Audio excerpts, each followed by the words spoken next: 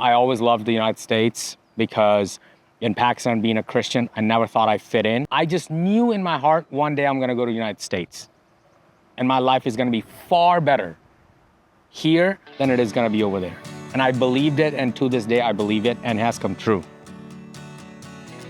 Throughout my life, I've always had this feeling that I wanted to be part of something big, right? Something I can do for a very long time, be successful at it, and feel good inside that I'm doing something that actually makes a difference, that provides value, makes other people's life better. And as I'm learning more impact that this industry is having on people's lives on a daily basis, I am more sold today on solar than I was 3 years ago. All across US, the price of running a household as far as energy consumption has gone up. In the next 5 years, it's gonna go up. It's gonna more than double. That's a problem. It needs a solution. In Arizona, solar is the most obvious thing. The problem people are facing is who to go with, because the industry is still so new and there's a lot of player and there's a lot of confusion and too much data. It's a data soup right now. You're changing where you get your power from. Instead of you can get it from the grid, which is a massive monopoly and a massive system that was put into place 100 years ago and it's still running the same, versus a newer technology, which is solar.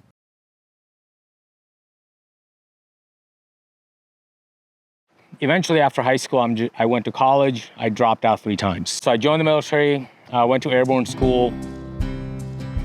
Basic training was, I actually loved it. It was hard, but I loved it because my mind just had one focus.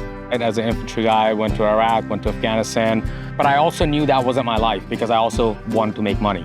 I wanted to have a better life than my parents did when they came to America.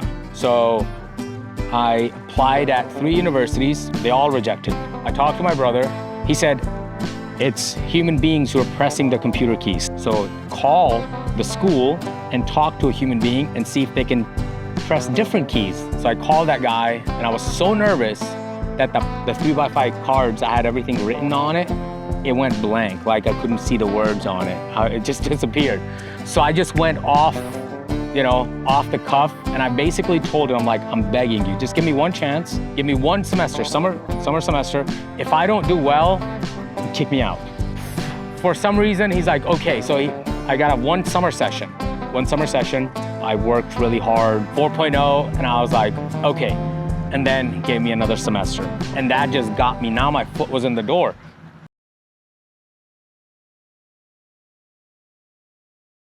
A good installation company and their training and everything, it focuses on making sure the end consumer understands how solar works. They don't have to know the nitty-gritty details of it, but they need to know how their solar is connected to the grid, and in conjunction with the grid, how they're taking advantage. Solar is a tool. It's not the ultimate answer. Client needs to know how to utilize this tool to get the most out of it.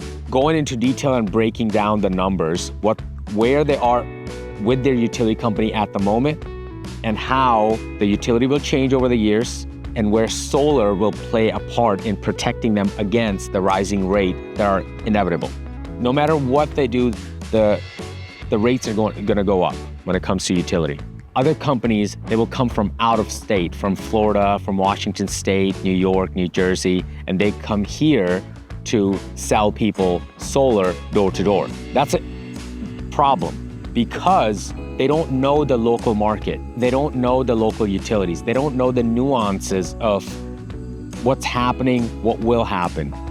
When I'm working with somebody who is retired and they're on fixed income, I have a specific product for them and I set them up a certain way to help them for as long as they're going to live in their home.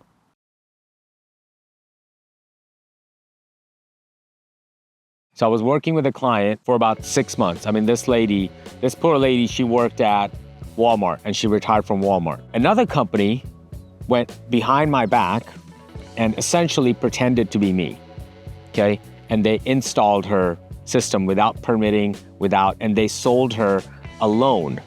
And I had set her up with a lease, which would have been a perfect fit for her and put her in a really good situation. Now she's stuck with that product.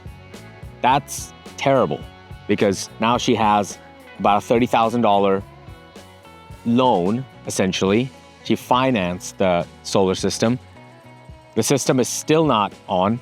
It's been installed for over 4 months now, and she's essentially in a legal battle right now to fight the solar company. Within any industry, especially when it's a new industry, you have bad players, and the industry is changing.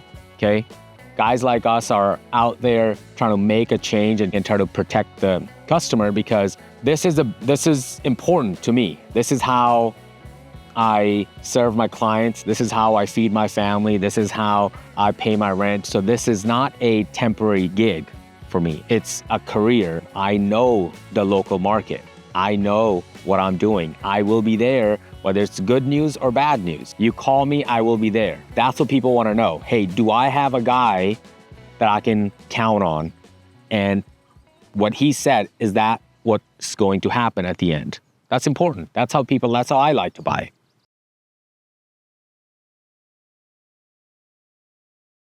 I have a cousin that told me about the solar, and she's telling me about how much it is she's saving and everything, but I didn't really think about like having one for us. I think it's paying off right now. So It is really expensive to have the air conditioning.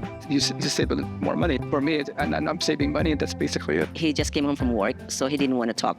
Like, he just wanted to be home and then have dinner, right? When we talked about it, we were thinking, okay, we'll just give him a chance, but we're not going to buy anything. We just want to hear what he's going to say. That's what I was looking for too, but is he going to help me in the long run, and how much am I going to benefit from it? Sometimes when you meet a person and you feel comfortable in talking to the person and you feel like he's an honest person. Yeah, I really like how he explained it in a way that we will understand it. What he said he was going to do, and what it's going to do for us, it met everything that I was looking for. And more too. He helped us a lot.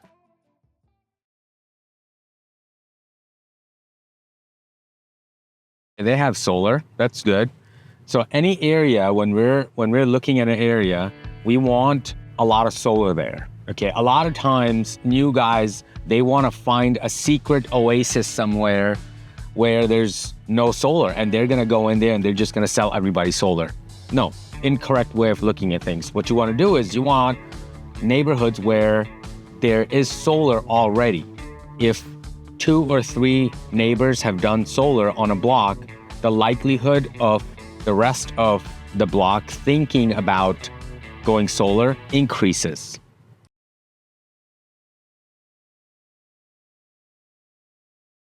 So I buy one-way ticket to San Diego.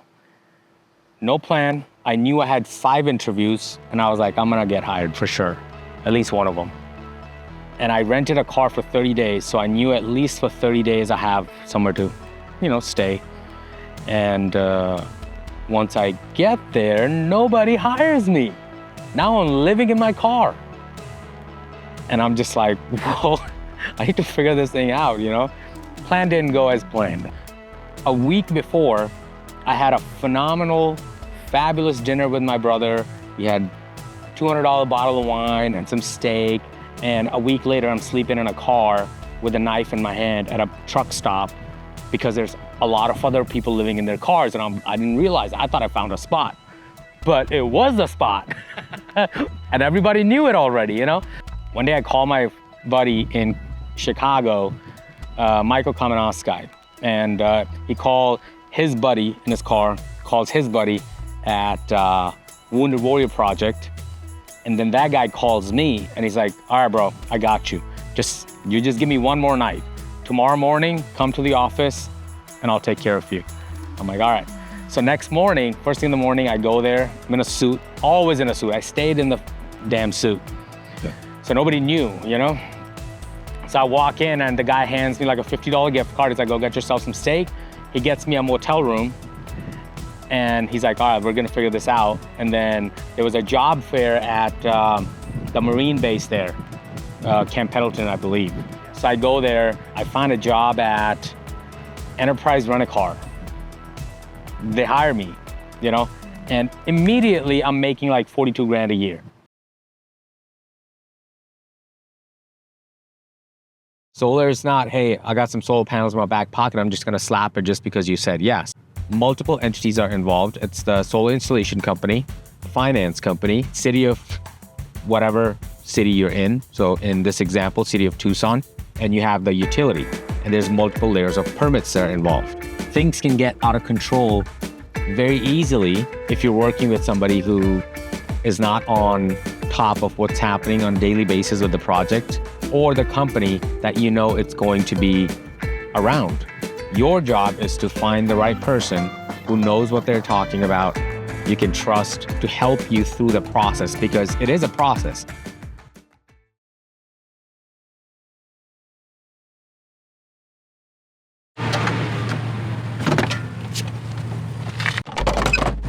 I love this thing. Yes, it's a little bit of a pain and a lifestyle change to wait there and wait for it to charge.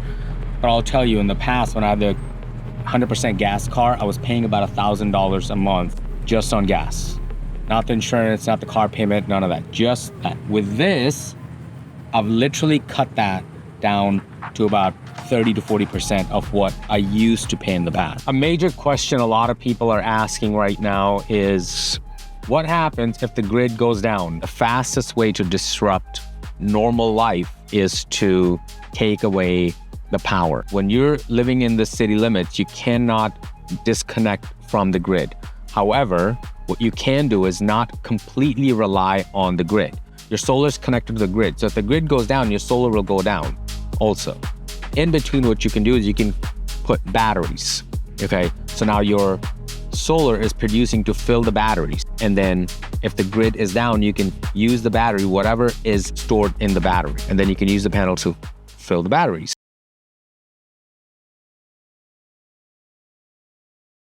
I would rather die a horrific death than work my whole life for a paycheck, because I'm gonna work hard either way. Doesn't matter what I'm doing, you know?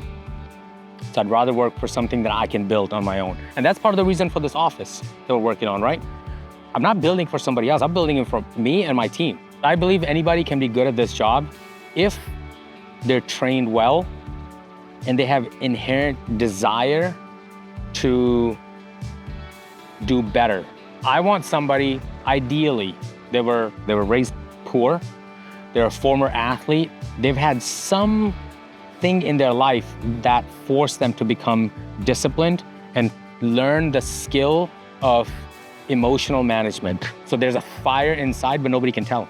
Those are the best people. Just hungry, like crazy hungry. If you grew up, you know, good parents, you were loved, you know, you're gonna quit so fast because you go out there thinking people are gonna love you. No, those people give up far earlier because they almost expect the world to treat them as though their parents did. That's not the case. Nobody cares about your well-being. Nobody cares about how you wanna be loved or how you wanna be treated. That's on you. It's your responsibility to love yourself. When you love yourself, and I'm not saying in this egoist way, you need to, that's the difference between arrogance, confidence, and self-esteem. I'm not even talking about confidence or arrogance, even though those you need in sales, actually, believe it or not. Some of the best people are arrogant as hell. However, the self-esteem part, if you have self-esteem, you're gonna do well. Because internally, people can't take away your self-worth. And if they can't take away your self-worth, you're fine. It allows you to come back the next day and fight another day.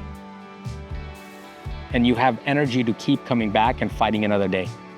And what happens in that next day you fight, one of these days you end up winning. And all of a sudden now you have proof of concept. Gosh, if I can do one, I can do 100. If I can sell one customer, I can sell 100. If I can close one deal, I can close 100 deals. If I can buy one house, I can buy 100 houses. If I can acquire one client, I can acquire 100 clients. It just gives you proof. Whoa, I did this. But you will never get there. And that's one of my biggest gripes in this industry. People give up too early. People give up way too early before they get good.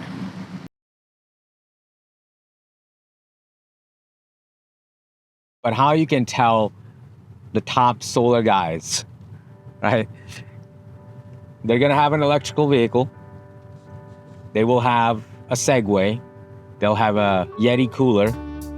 they'll have a stack of electrolytes, because in Arizona, you need it. People talk about, hey, once you've done wrestling in your life, everything else becomes easy. I believe when it comes to profession, once you've done door-to-door sales, there's not too many jobs out there that you'll find emotionally challenging or even physically challenging. Not possible. If you're a young guy out there looking for mentorship, looking for direction, looking to acquire a skill that will serve you for the rest of your life, no matter what you do, I would highly, highly recommend doing door-to-door, whether for 6 months, a year, or as a career. It's a beautiful profession, and it will change you for the better if you let it.